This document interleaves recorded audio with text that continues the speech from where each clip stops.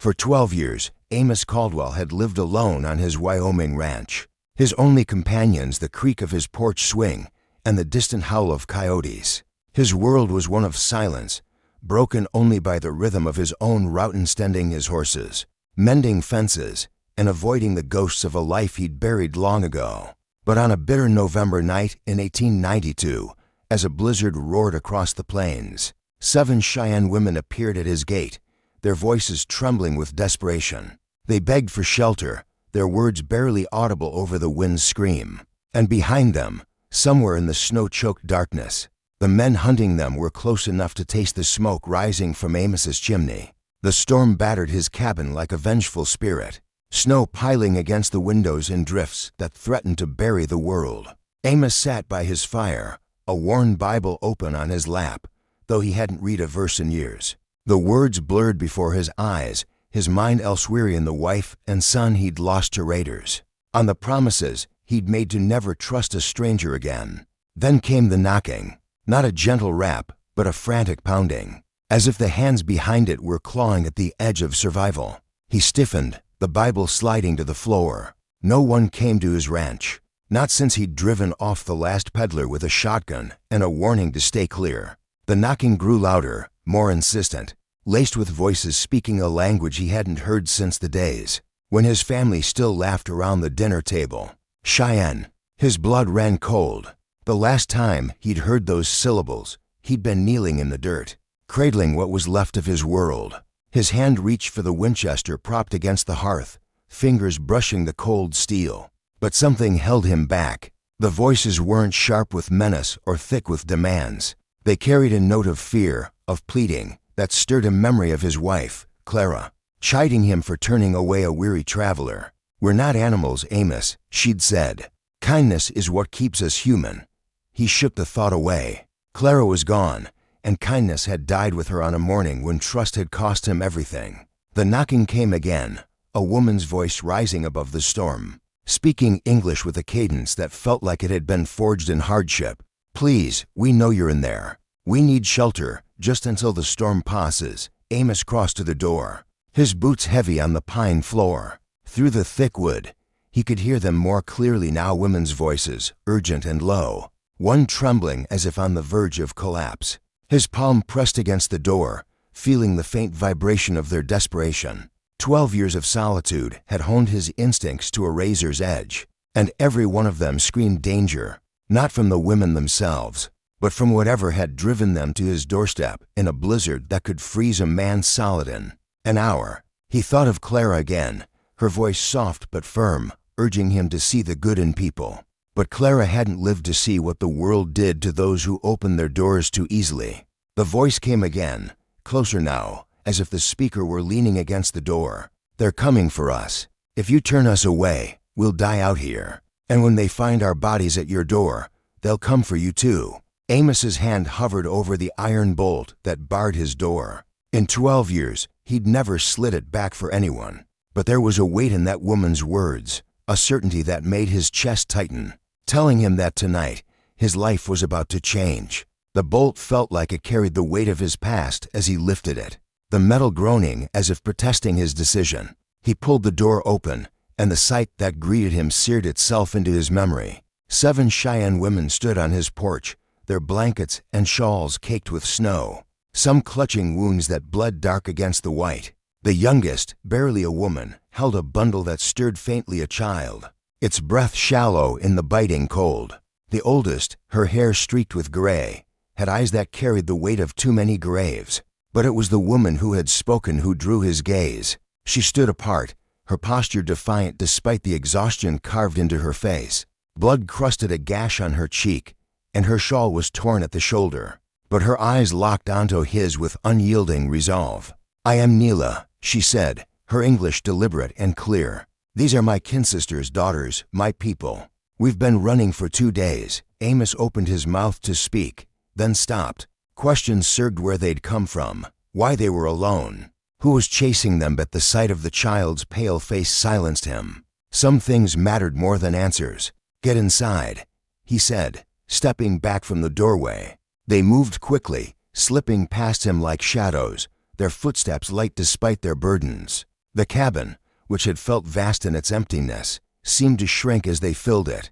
For 12 years, it had been his sanctuary, a fortress against a world that had taken everything. Now, it was crowded with the scent of snow, fear, and the faint tang of blood that wasn't entirely theirs.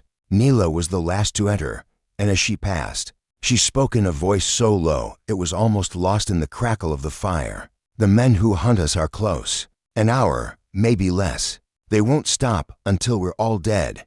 Amos closed the door and slid the bolt back into place, knowing it was little more than a gesture now. His refuge had been breached, not by force, but by a choice he hadn't expected to make. There would be consequences. There always were. "Why?" he asked, turning to face Neela. "Why are they after you?" Her eyes met his, and in them he saw a pain he recognized, the kind that came from losing everything and surviving to carry the weight. "Because we refused to die quietly," she said. "Because we fought back when they burned our homes and killed our men. Because one of their leaders wants no witnesses to what he did to my niece." Amos's stomach twisted. He'd known men like that, soldiers who wore honor like a mask, hiding the rot beneath. Men who took what they wanted and silenced anyone who might speak of it. "How many are coming?" he asked. 10, maybe 12, Neela replied. "Led by a man named Captain Harlan Voss. He's been raiding Cheyenne camps for months, calling us threats to settlers. But his real fight is with anyone who might expose what he is." Amos moved to the window, peering through a crack in the shutters at the swirling snow beyond his fence. The storm hid everything, but that meant nothing. Men like Voss knew how to move unseen, especially when they believed their quarry was cornered. He turned back to the women, some tending to wounds, others comforting the youngest among them. They looked like survivors, not fighters. But Amos had learned long ago that survival could turn a man or a woman into something unexpected. "There's a root cellar under the kitchen," he said to Neela. "Stone walls, hidden trapdoor. It could hold you all, but it'll be tight." She shook her head. "If they find us, you die with us. If they find an empty cabin with signs we were here, they might believe you weren't involved. We won't make you an enemy of the army." Amos almost laughed, the sound bitter in his throat. "Too late for that. I became their enemy the day they let raiders take my family and called it justice. The only question now is whether we run or make them pay for coming here." Something shifted in Neela's eye, surprise, perhaps, or recognition. Outside, the storm's roar began to soften, the wind losing its edge. With it went the cover that had shielded them. And then, faint but unmistakable, came the sound of horses trudging through snow, accompanied by the low murmur of men who thought they had their prey trapped. The sound of approaching riders cut through the storm like a blade. Amos moved with the precision of a man who'd survived by staying ahead of trouble, grabbing his Winchester and a tin of cartridges from a shelf. But as he turned to the women, he saw something that stopped him in his tracks. Neela no longer looked like a desperate fugitive. She stood taller, her shoulders squared, a knife in her hand that gleamed with purpose. The other women had changed too. Some held weapons, knives, hatchets hidden beneath their shawls. Others positioned themselves with the quiet confidence of those who'd faced death before. "You're not helpless," Amos said, realization dawning. "We never were," Neela replied, her voice hard as flint. "But sometimes it's better to let men believe what they want. Captain Voss thinks he's chasing frightened women who'll beg for mercy. He's about to learn he's wrong." The youngest woman, cradling the child, moved toward the back of the cabin without a word, two others following. They knew their roles, had planned for this moment. Amos understood then that he wasn't sheltering victims. He was harboring warriors who'd chosen his ranch for a reason. "How many men have you killed?" he asked Neela, his voice steady. Her eyes met his, unflinching. "Enough to know Voss's soldiers aren't the first to underestimate Cheyenne women. They won't be the last, but they'll be the most surprised." Outside, the voices grew clearer, men calling to each other through the snow, coordinating their approach. Amos counted at least 8 distinct voices, maybe more. Trained soldiers, but on unfamiliar ground, hunting prey they'd misjudged. "The cellar," Amos said again, but Neela shook her head. "Run now, and they chase us forever. Hide, and they search until they find us. But if we end this here, the hunt stops." Amos felt a clarity he hadn't known in years, cold focus that came before a fight, when survival stripped away everything but necessity. These women hadn't stumbled onto his ranch by chance. They'd chosen this ground, this storm, this night. They'd brought their war to his doorstep because they knew the man he'd once been. "What do you need from me?" he asked. Nilla's smile was sharp as her blade. "Voss expects to find helpless women. Instead, he'll find us. But when his men see a white rancher fighting beside Cheyenne, they'll hesitate. That hesitation will be their undoing." A horse snorted close to the cabin, and boots crunched through the snow outside. Someone was circling the house, checking for exits, planning an assault. In minutes, they'd be inside, expecting to find cowering victims. Amos checked his rifle, ensuring a round was chambered. Clara's voice echoed in his mind, reminding him that kindness separated men from beasts. But kindness, he was beginning to see, sometimes wore the face of violence when it stood between innocence and evil. "One more thing," Nila said softly. "If we survive this, you can't stay here. Voss's death will bring questions, investigations. They'll come for you." Amos nodded. He'd known at the moment he'd opened his door. 12 years of peace were ending tonight, but maybe that was how it was meant to be. Maybe some men weren't meant to hide forever. Outside, a voice cut through the storm, harsh and confident. "I know you're in there. Come out now, and we'll make it quick." Captain Voss had arrived, and he was about to learn that some hunts end with the hunter as the prey. Amos took position by the front window, while Nila and 3 women melted into the shadows of the main room. Invisible against the flickering firelight, the others had slipped to the back of the cabin, creating layers of defense to confuse any attack. These weren't refugees. They were a war party, and they'd been planning this stand for days. "Rancher," Voss's voice boomed again. "We're tracking fugitives. Open this door, or we'll treat you as their accomplice." Through the shutters, Amos saw shapes moving in the snow soldiers fanning out, cutting off escape routes. Standard tactics, but built on false assumptions. They thought they were surrounding a cabin of frightened women and a lone rancher. Nila appeared beside him, silent as a ghost. "The one by the stable," she whispered. "That's Sergeant Klein. He was there when they burned our homes." "The one by the water pump, that's Corporal Reed. He laughed while Voss hurt my niece." Amos felt a familiar rage rise, the kind that had kept him alive through years of grief. These weren't soldiers. They were predators cloaked in authority, and predators spoke only one language. "How do we do this?" he asked. "Voss will come through the front door," Nila said. "He always likes to see the fear in his target's eyes. His men will hit the back and sides, expecting women to scared to fight and a rancher to weak to resist."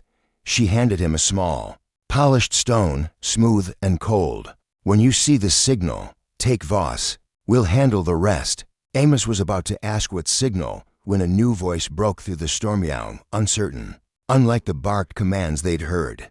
"Captain, sir, maybe we should just search and move on. Could be just a rancher caught in the storm."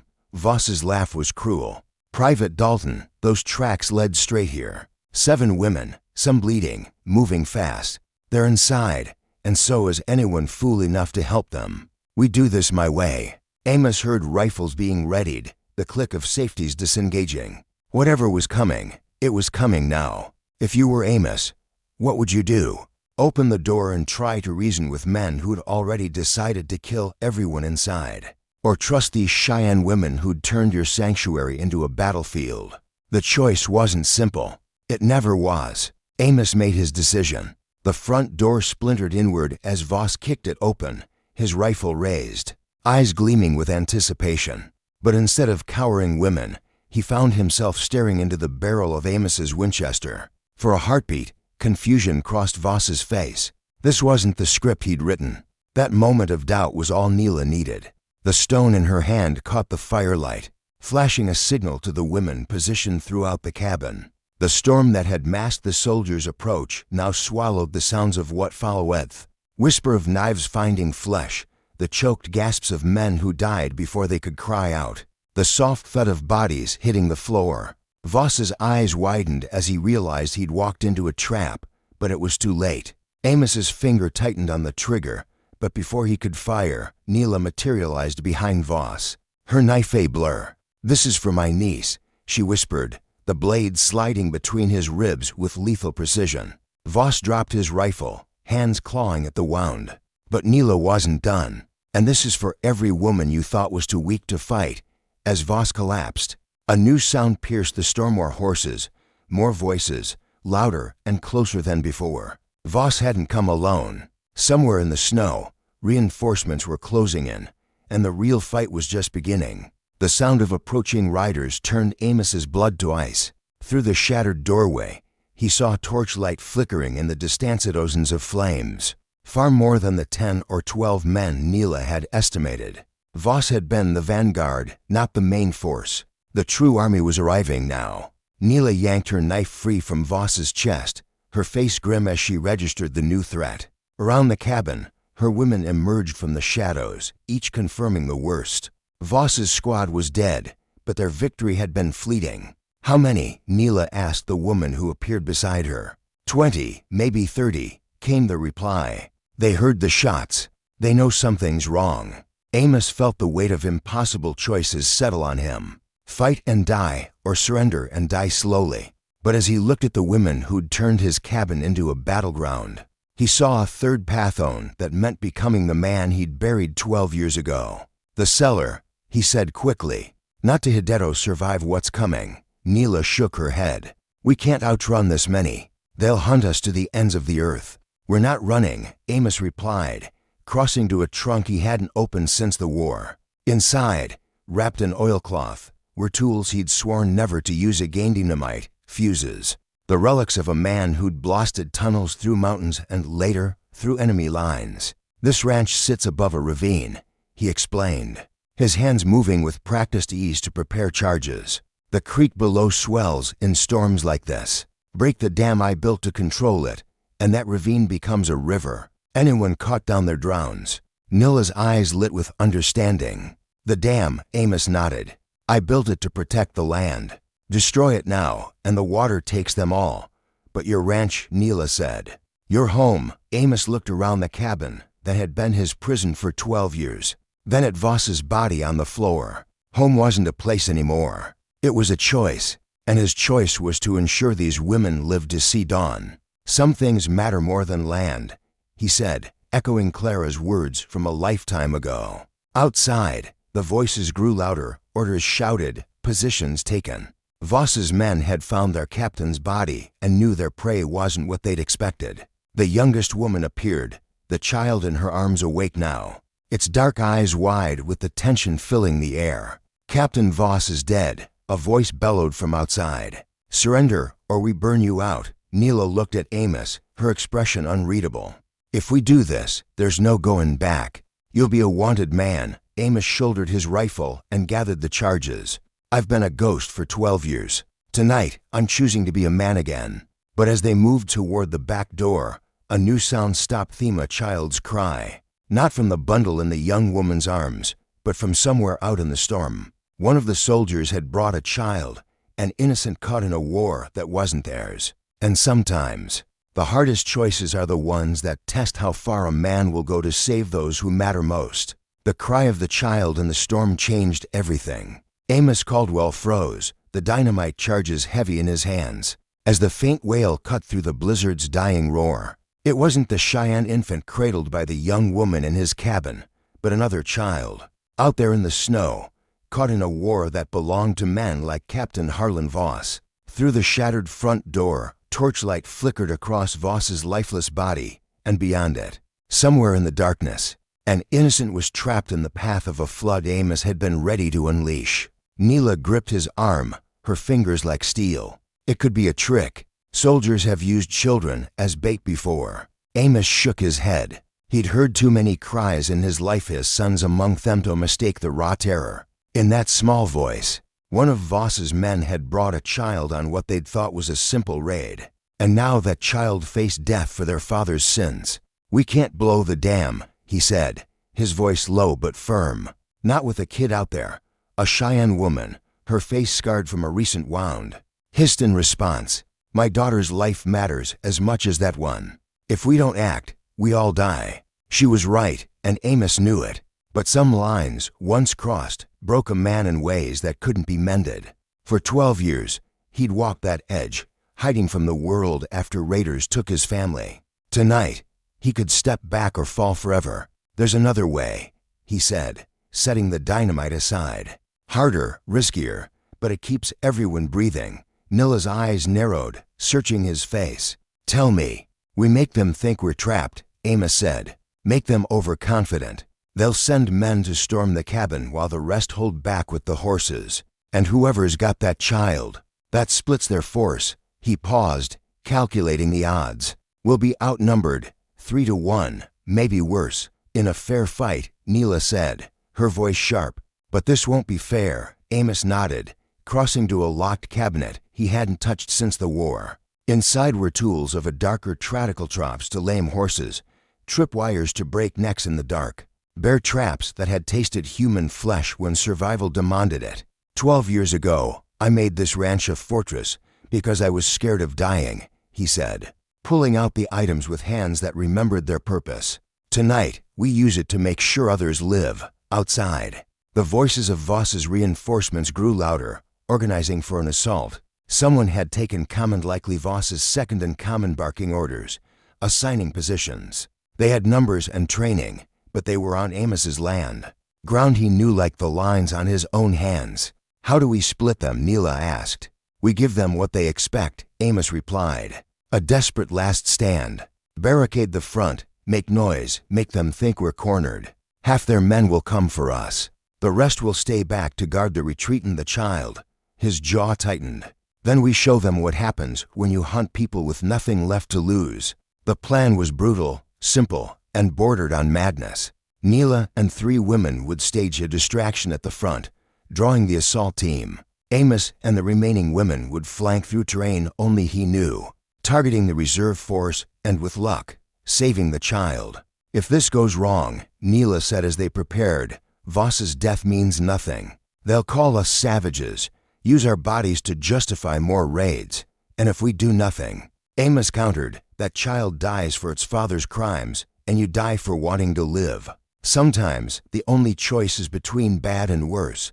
The baby's cry came again, weaker now, and time slipped away like snow melting in a fire. "Move," Amos whispered. Nila's team took positions at the front, piling furniture against the door, while Amos led the others out the back into the storm. The snow had lightened, but the ground was slick, and one misstep could alert the soldiers to their maneuver. As they crept toward the sound of horses and muffled voices, Amos realized he'd miscalculated. The child's cries weren't coming from the reserve force. They were closer, between the cabin and the soldiers' camp, in the heart of the danger zone.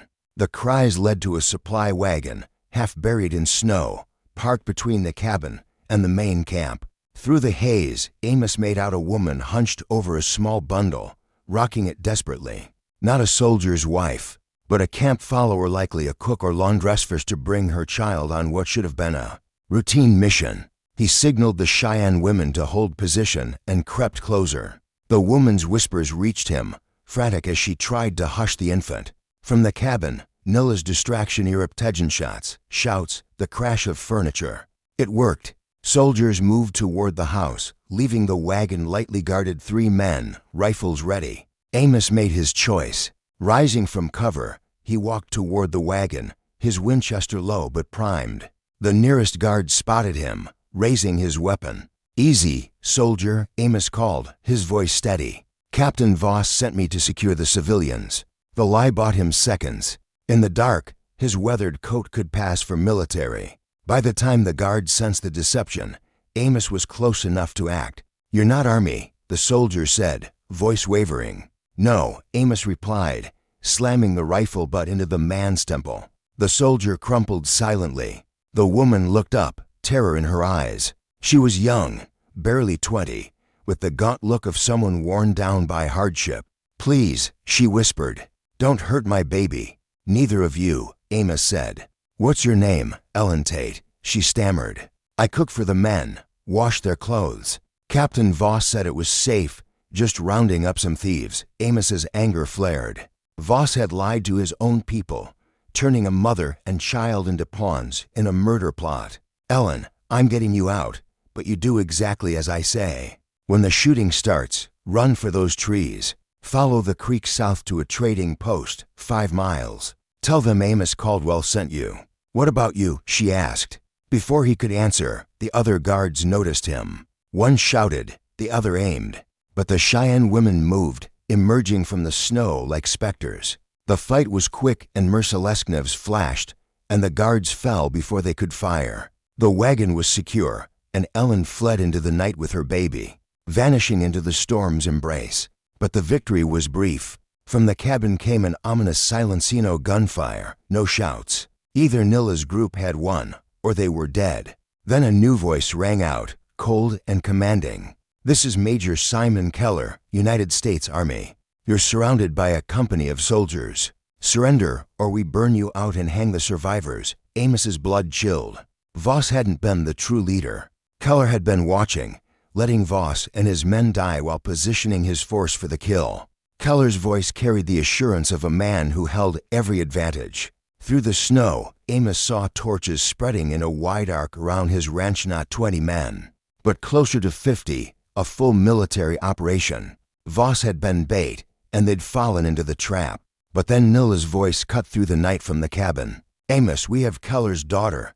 The silence that followed was heavier than the storm. Even the wind seemed to hold its breath. Release her, and we can negotiate, Keller shouted, his voice cracking with something new fear. No negotiation, Nilla replied. Only justice.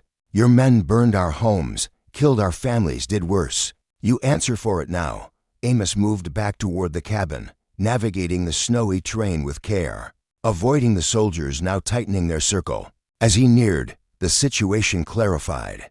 Nilla's group had won their fight, but at a cost. Two Cheyenne women lay dead in the snow, their sacrifice buying time for the others. Inside, the scene was surreal. Nilla stood behind a young woman in a tattered officer's coat, a knife at her throat. The girl, barely 18, had Keller's sharp features, but none of his cold authority. Her eyes were wide with terror. She came through the back, Nilla explained. Thought she could outflank us while her father's men hit the front. She was wrong. The young woman tried to speak, but Nilla's blade pressed closer, drawing a bead of blood. How old are you? Amos asked. 18, she whispered. Same age as some of the girls your father's men killed, Amos said. Same age as Ellen Tate's sister, who's running through a blizzard because your father made her a target. He stepped closer, studying her face. Did you know what Voss was doing to those Cheyenne camps? Her eyes darted between Amos and Nilla, fear giving way to dawning horror. I thought father said they were raiders, attacking settlers. I didn't know. Your father lied, Nilla said, her voice soft but lethal. We were peaceful, growing crops, raising children. But peaceful Cheyenne don't justify his promotions, do they? Outside, Keller's voice came again. Desperate. I have 60 men. Release my daughter, and I'll give you safe passage to the border, Amos scoffed. Safe passage from a man whose career was built on lies and blood. But the girl's expression gave him pause shock, betrayal, as she began to grasp the truth. There's another way, Amos said to Nilla. One that doesn't end with her death. She's guilty by her father's sins, Nilla snapped. Her ignorance doesn't absolve her. No, Amos agreed. But her testimony could destroy him. A major's daughter, speaking out about murder dressed up as military action. It had ruined Keller and exposed the rot he's part of. You want me to betray my father? The girl whispered. I want you to tell the truth, Amos said. The question is whether you're brave enough to face what it means. Before anyone could respond, a new sound broke the night with thundering, voices shouting orders not from Keller's men. New torches appeared, carried by riders in different uniforms, federal marshals, perhaps, or territorial agents. Someone had been watching Keller's campaign, and tonight's bloodshed had drawn their attention. As the realization sank in, Amos knew survival was possible, but it would cost. The truth would have to be told, justice demanded, and men like Keller would fall. The girl, Lieutenant Sarah Keller, looked at her reflection in Nilla's blade. What do you need me to say? She whispered. The marshal's rival shifted the balance, but the night was far from over. Keller's men tightened their grip, and the storm still hid dangers that could end them all.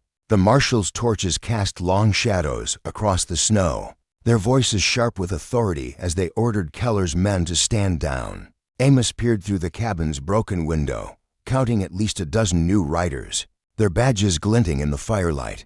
They weren't here by chance. Someone had tipped them off, maybe a settler tired of Keller's raids, maybe a soldier with a conscience. But their presence didn't mean safety. Keller's men outnumbered them, and a cornered predator was twice as dangerous. Inside, Neela kept her knife at Sarah's throat, her eyes flicking between Amos and the door. "If we give her up, Keller walks free," she said. "His men will say we attacked first. Our word means nothing against his." Amos nodded, his mind racing. "We don't give her up. We use her to force the truth out. The marshals are here for answers, not bodies. If Sarah talks, Keller's done." Sarah's voice trembled. "My father, he said it was for the territory's safety. I didn't know about the villages." The women, her words broke off, choked by realization. Amos crouched to her level. "You know now, and you can make it right. Tell the marshals what you saw, what you heard. Your father's men won't dare lie if you're the one speaking." Outside, a marshal's voice boomed. "This is Marshal Jacob Holt. Major Keller, you and your men are under investigation for unauthorized actions against civilians. Release any hostages and stand down." Keller's reply was swift, laced with defiance. "These are fugitives, Marshal. Murderers who killed my captain. I'm acting under military authority." Holt's response was calm but firm. "Your authority's being questioned, Major. We have reports of burned villages, missing families. Step forward, or we'll take you by force." The tension was a powder keg, and Sarah was the spark.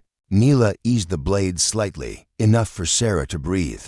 "If I do this," Sarah said, "my father will never forgive me. He doesn't deserve your loyalty."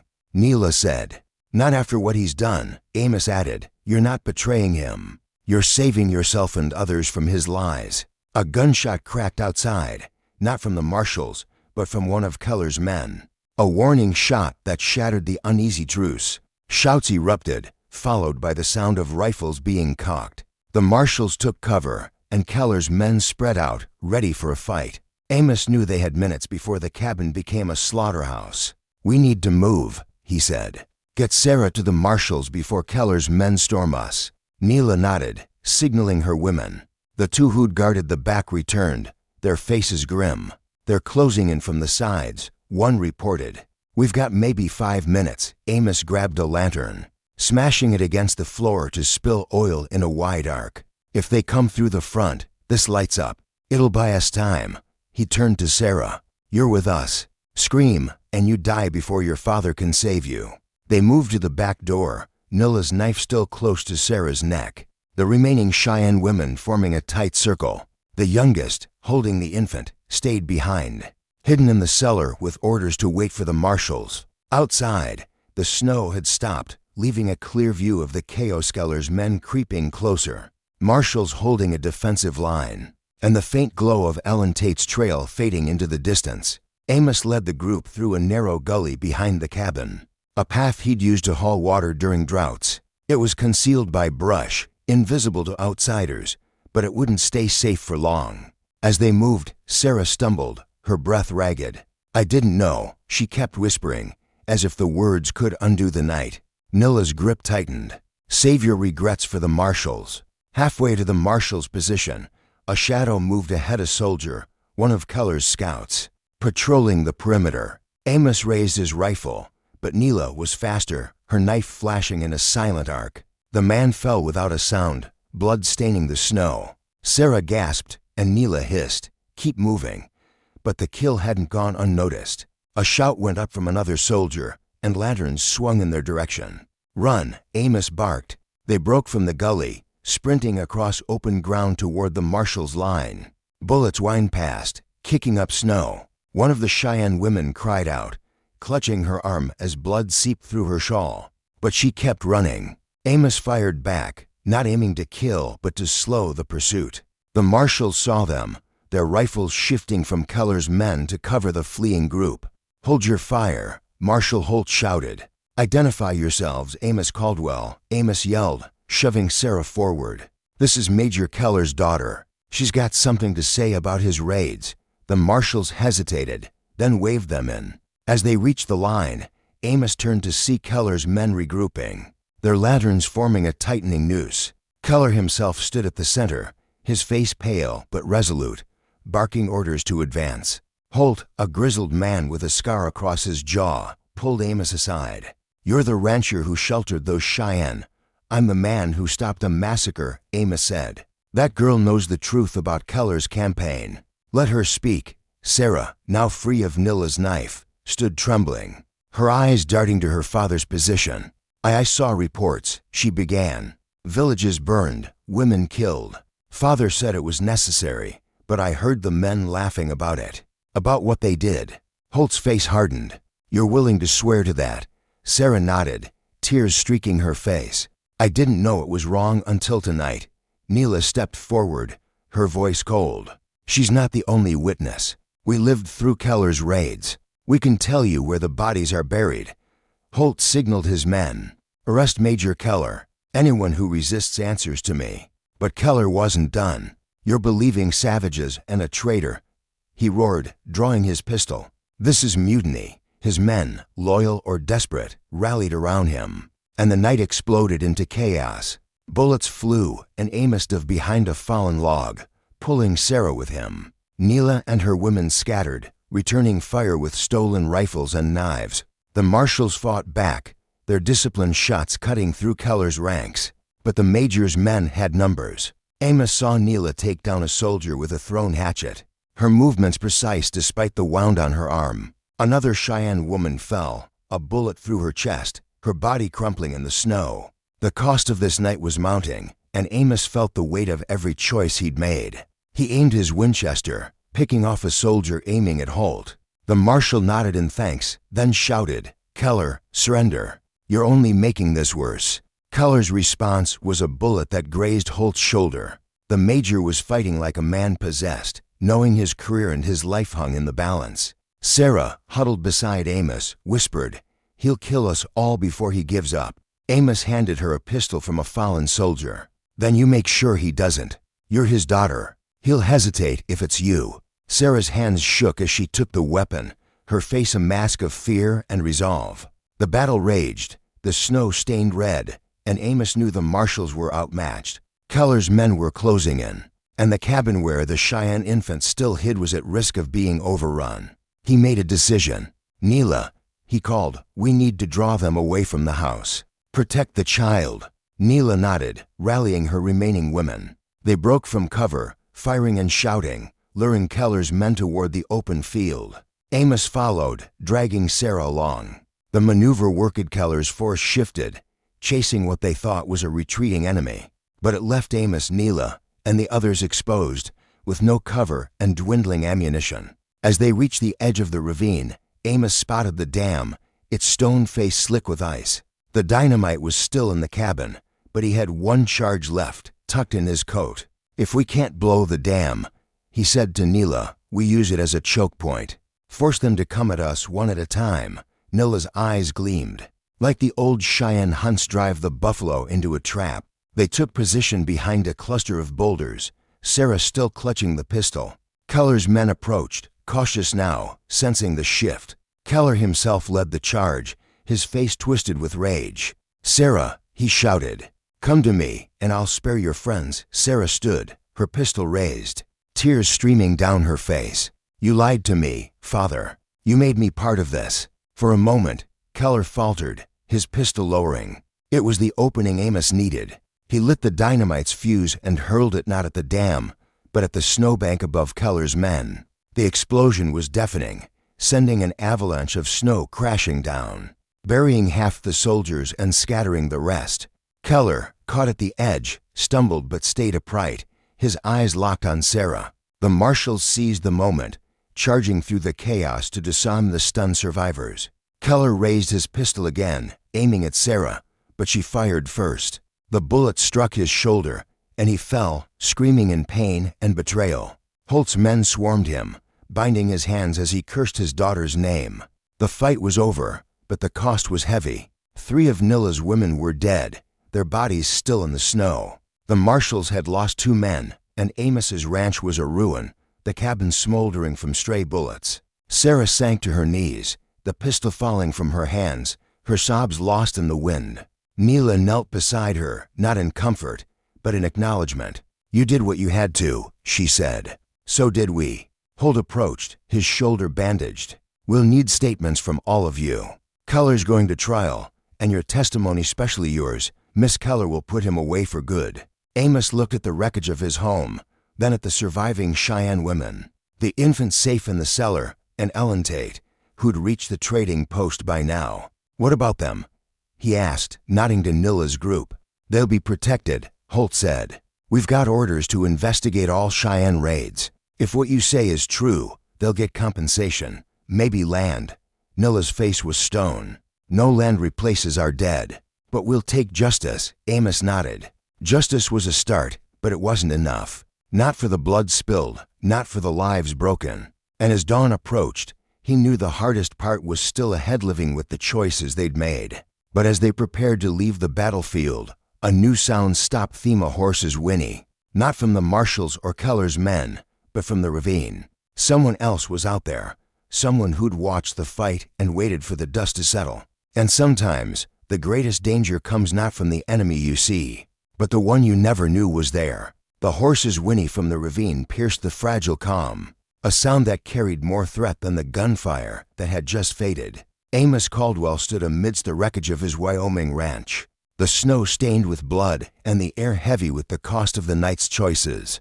Major Simon Keller lay bound in the snow, his shoulder bleeding from his daughter Sarah's bullet, his career and freedom shattered by her testimony. The federal marshals, led by Marshal Jacob Holt, were securing the surviving soldiers, but the new sound signaled a danger none of them had anticipated. Nilla, the Cheyenne leader, gripped her knife, her eyes scanning the darkness. Someone's been watching, she said, waiting for us to bleed each other dry. Amos's hand tightened on his Winchester, his instinct screaming that the fight wasn't over. The torches of Keller's defeated men flickered weakly, and the marshals' lanterns cast long shadows across the ravaged landscape.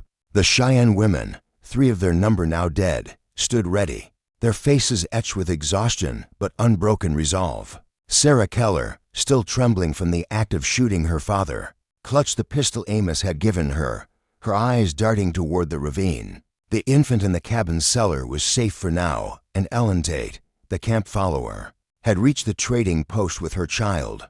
But this new threat could undo everything they'd fought for. Marshal Holt, his shoulder bandaged from a grazing bullet, approached Amos. You know this land better than anyone. What's down there? Amos squinted into the darkness. The ravine, a jagged scar in the earth below his ranch. Old mining trails, mostly abandoned. Narrow paths, easy to hide in. If someone's there, they've got the high ground. Holt's face hardened. Keller's men are accounted for, but he was reporting to someone higher. Could be they sent insurance. Nilla's voice was low, urgent. If they're waiting, they're not here to talk. We need to move before they strike. Amos nodded, his mind racing. The marshals were disciplined but outnumbered, and the Cheyenne women were running on fumes. Sarah, though shaken, was there leverage her testimony could bring down not just Keller, but the corrupt network behind him. But leverage was useless if they didn't survive the night. The whinny came again, closer now, followed by the faint clink of spurs. Amos signaled for silence, leading Holt, Nilla, and to marshals toward the ravine's edge. The Cheyenne women fanned out, covering the cabin to protect the infant. Sarah stayed close, her pistol shaking in her hands. As they crept forward, the storm's last clouds parted, revealing a sliver of moonlight that illuminated the ravine. There on a narrow trail stood a lone Redera man in a dark coat, his face obscured by a hat's brim. Behind him, shadows moved more men, at least 6, their rifles glinting. "Who are you?" Holt called, his voice carrying authority. The rider raised his head, revealing a face weathered by years and marked by a scar that ran from brow to jaw. "Name's Colonel Elias Warwick," he said, his tone smooth but cold. "I'm here to clean up Keller's mess." Amos's blood chilled. Warwick wasn't just a soldier, was a fixer, the kind sent to erase mistakes that threatened powerful men. Keller's raids, Voss's murders, all of it had been sanctioned by someone high enough to afford a man like Warwick. "You're late," Holt replied. "Keller's in chains, and his daughter's talking. Whatever you're here to bury, it's already in the open." Warwick's laugh was dry, humorless. You think one girl's word changes anything? Keller was a tool, nothing more. The men I work for don't lose sleep over marshals or Cheyenne widows. He gestured to his men, who spread out along the trail, their rifles trained on the group. Neela stepped forward, her knife gleaming in the moonlight. Your men burned our homes, killed our families. You think we'll let you walk away? Warwick's eyes flicked to her, unimpressed. You're alive because I haven't decided to kill you yet. Hand over the girl, and I might let the rest of you limp away, Sarah gasped. And Amos moved instinctively, shielding her. She's not yours to take, he said. She's under federal protection. Warwick's smile was thin. Federal protection doesn't mean much out here. Last chance, rancher. Give me the girl, or we take her and everyone else dies.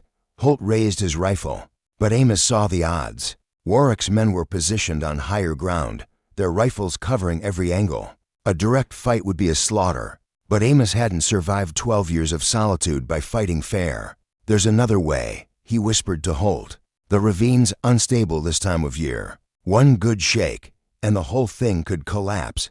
Holt's eyes narrowed. You got more of that dynamite. Amos patted his coat, where a single charge remained. One. It'll have to be enough. Neela overheard, her face grim but approving. Like the avalanche. Bury them before they bury us. The plan was desperate, but they had no time for alternatives. Amos signaled the Cheyenne women to create a distraction, firing into the air and shouting to draw Warwick's attention. As the colonel's men shifted their focus, Amos slipped into the shadows, circling toward a rocky outcrop above the ravine. Holt and Neela kept Warwick talking, buying time. You're backing the wrong side, Holt said. Keller's crimes are documented. You kill us, you're just digging a deeper hole. Warwick's voice was steady. Holes get filled, Marshal. Bodies disappear. Stories change. Sarah, her voice breaking, shouted, I know names, Colonel. Generals, senators, people my father answered to. Kill me, and someone else will talk. Warwick's eyes narrowed, a flicker of doubt crossing his face. It was the opening Amos needed. He reached the outcrop, the dynamite cold in his hands. The ravine below was a maze of loose shale and ice, ready to give way with the right push. He lit the fuse, counting the seconds, and hurled the charge at a weak point in the rock face. The explosion roared, shaking the ground and sending a cascade of stone and snow crashing down. Warwick's men shouted, scrambling as the trail collapsed beneath them. Two were buried instantly, their screams cut short. The others fired blindly, their shots wild in the chaos. Amos dove for cover as bullets ricocheted off the rocks. Below, Warwick spurred his horse, narrowly escaping the landslide. But his men weren't so lucky. 3 more were trapped, their rifles useless under the debris. The colonel wheeled around, his face twisted with rage. You'll pay for that, rancher, he shouted, firing at Amos's position. A bullet grazed Amos's arm, burning like fire, but he gritted his teeth and returned fire, forcing Warwick to take cover. Holt and the marshals seized the moment, advancing on the remaining men. Neela and the Cheyenne women joined the fray, their knives and stolen rifles cutting through the disoriented soldiers. Sarah, to Amos's surprise, fired her pistol, her aim unsteady but enough to keep one of Warwick's men at bay. The fight was brutal, hand to hand in places, the snow turning to a bloody slush. One marshal fell, a knife in his chest, and another Cheyenne woman took a bullet to the leg. Collapsing with a cry, Amos crawled to a better vantage point, his arm throbbing but functional. Warwick was the key. If he fell, the fight would end. The colonel had taken cover behind a boulder, trading shots with Holt. Amos aimed, waiting for a clear shot, but Warwick was too experienced, keeping low and moving fast. Then Neela appeared, silent as a shadow, circling behind the boulder with her knife ready. Amos held his breath, knowing one mistake would cost her life. Warwick sensed her at the last moment, spinning with his pistol raised. But Neela was faster, driving her knife into his side. He roared, staggering, and fired, the bullet clipping Neela's shoulder. She didn't flinch, twisting the blade deeper. For my people, she hissed. Warwick's pistol fell, and he collapsed, his scar pale against his bloodless face. Neela stood over him, her breath ragged, until he stopped moving. The remaining soldiers, seeing their leader fall, threw down their weapons. The marshals moved in, binding them with ropes from their own horses. Amos staggered to his feet, his arm bleeding, but the pain distant. Neela met his gaze, her shoulder wound seeping, but her resolve unbroken. "It's over," she said, though her voice carried the weight of those they'd lost. Sarah dropped her pistol, her face ashen, staring at the carnage. Holt, limping from his own wounds, clapped a hand on Amos's shoulder. "You've got a knack for trouble, Caldwell." Amos didn't smile. The ranch was a ruin, his solitude shattered, and the cost of the night was etched in the bodies scattered across the snow. But the infant in the cellar was alive, Ellen Tate was safe, and Sarah's testimony would bring justice to men who'd thought themselves untouchable. It wasn't victory, but it was enough. "What now?" he asked Holt. "We take Keller and these men to Cheyenne," Holt said. "There's a judge waiting, and with Sarah's statement, we'll have a trial that shakes the territory. The Cheyenne women will be protected, given a chance to rebuild." He glanced at Neela. "You have my word." Neela nodded, though her eyes were skeptical. "Words break easier than bones, but we'll hold you to it." Dawn broke over the ranch, the sky a blaze of gold and crimson that felt like a promise after the night's darkness. The marshals gathered the prisoners, including a still defiant Keller, who refused to look at his daughter. Sarah stood apart, her face a mix of grief and determination. She'd lost her father, not to death but to truth, and the weight of that choice would follow her forever. Amos approached her, his voice gentle. "You did the right thing, Sarah. Not the easy thing, but the right one." She nodded, tears in her eyes. "I don't know what comes next.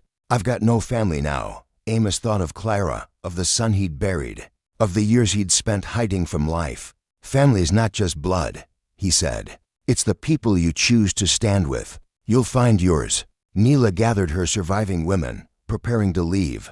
The infant, miraculously unharmed, was cradled by the youngest Cheyenne woman, whose eyes shone with a fierce hope.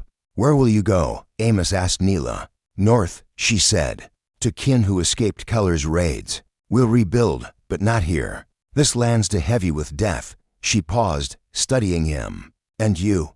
Your home's gone. The man who lived alone is gone." Amos looked at the smoldering cabin, the fences broken, the dam still standing but scarred. She was right. The hermit who'd hidden for 12 years had died tonight, replaced by a man who'd remembered what it meant to fight for something bigger than himself. "I'll head west," he said. "Find a place that needs a man who can build and isn't afraid to protect what matters." Neela's smile was faint but real. "Ellen Tate will need help getting to her kin in Colorado. The trail's no place for a woman and a baby alone." Amos understood. His first step into this new life wouldn't be about running toward freedom, but ensuring others found theirs. He nodded, the weight of the night settling into something he could carry. As the Cheyenne women rode north, their silhouettes stark against the rising sun, Amos prepared to ride west with the marshals, who'd agreed to escort Sarah and the prisoners to Cheyenne. Holt promised to send word when the trial began, and Amos knew he'd be there, not just for justice, but to see that the promises made this night were kept. The ranch, once his sanctuary, was now a graveyard of memories, but it had served its purpose on last stand that had changed everything. Years later, travelers would speak of the night 7 Cheyenne women and a solitary rancher faced an army, and won.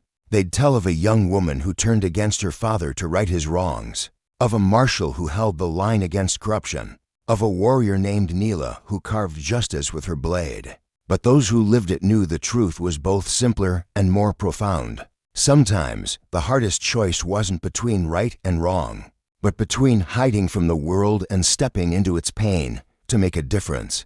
As the sun climbed higher, Amos mounted his horse, Sarah beside him, the marshals leading the way. The road ahead was uncertain, but for the first time in 12 years, he felt Alavine at just surviving, but living for something worth the cost. And sometimes when the choices mattered most, being human was the only thing that truly counted. What did you think of Amos's choices? Was violence the only way to stop Keller and Warwick, or could justice have been found another way? Share your thoughts in the comments below, especially on the themes of violence and injustice in this story. Where do you stand? Would you have opened the door like Amos, or walked away from the fight? Let's hear your perspective and keep the conversation going.